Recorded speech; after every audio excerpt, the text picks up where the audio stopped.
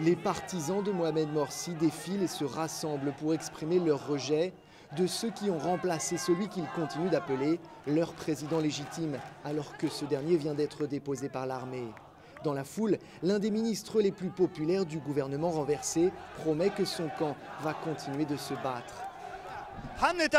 La campagne d'arrestation des personnalités de ce pays est une grande erreur. La fermeture de chaînes privées et la censure sont de grandes erreurs, ainsi que la suspension de la Constitution. L'armée doit préserver sa crédibilité et prendre le peuple dans ses bras.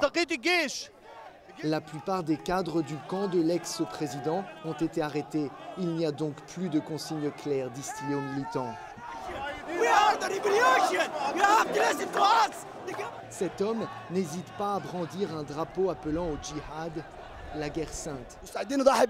Nous sommes prêts à sacrifier notre sang pour notre président Morsi, le président légitime et élu, pour mettre en place les règles de Dieu sur terre. À travers le Caire, la tension est forte. Certains se préparent clairement pour une nouvelle série de confrontations violentes. Vous trouverez déjà maintenant, aujourd'hui, des gens armés qui ont essayé de prendre les postes de police, les bâtiments du gouvernement.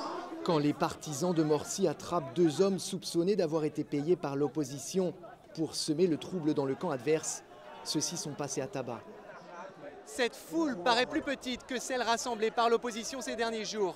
Les militants ici le justifient en nous expliquant qu'il fait extrêmement chaud et que le Caire n'a jamais été un de leurs bastions.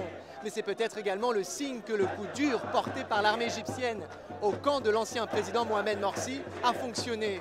Celui-ci se retrouve sans dirigeants et sans médias, car toutes ces télévisions ont été fermées par les militaires.